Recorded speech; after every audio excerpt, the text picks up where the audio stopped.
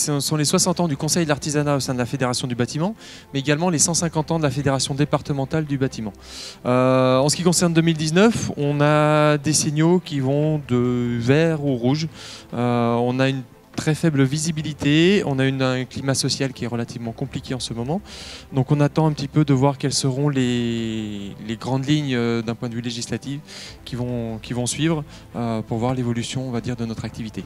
Il y a quand même des projets qui sont dans les tuyaux de toutes les collectivités, que ce soit au niveau des communes, au niveau des communautés de communes, des communautés d'agglos, départements, régions. Donc on est plutôt confiant vis-à-vis on va dire, de la puissance publique. On est la première organisation patronale à la fois des grandes et des petites entreprises du bâtiment. Donc on se satisfait de gros chantiers, mais également de petits chantiers.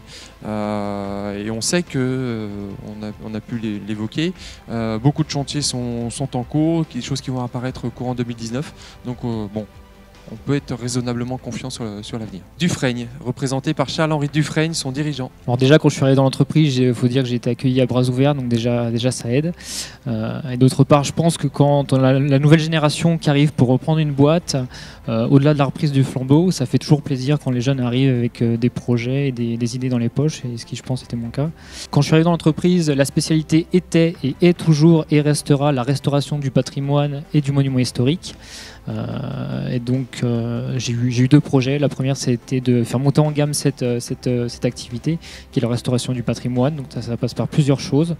Ça passe déjà par la formation, ça passe par la transmission du savoir-faire.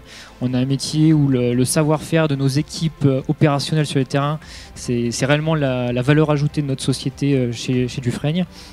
Aussi la mise en place de nouveaux process. Le pari s'avère payant parce qu'on gagne des parts de marché sur ce secteur. On a d'ailleurs reçu le label, on en est très fiers, il y a 15 jours, le label EPV, Entreprise du patrimoine vivant. Félicitations. Donc on est maintenant la seule entreprise basée en Saône-et-Loire, EPV, sur le volet restauration du patrimoine et des maçonneries anciennes, donc on est très fiers de ça. Et j'ai souhaité développer aussi la partie bâtiment neuf, donc gros œuvre, donc rien à voir, la pierre d'un côté et le béton de l'autre pour faire simple. Donc on travaille avec des maîtres d'ouvrage publics, mais aussi des maîtres d'ouvrage privés sur différents types de projets. On est assez polyvalent sur ce secteur.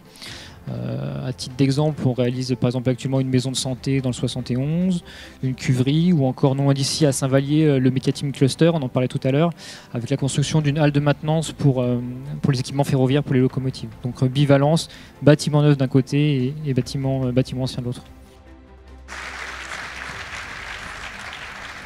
Et je vous laisse.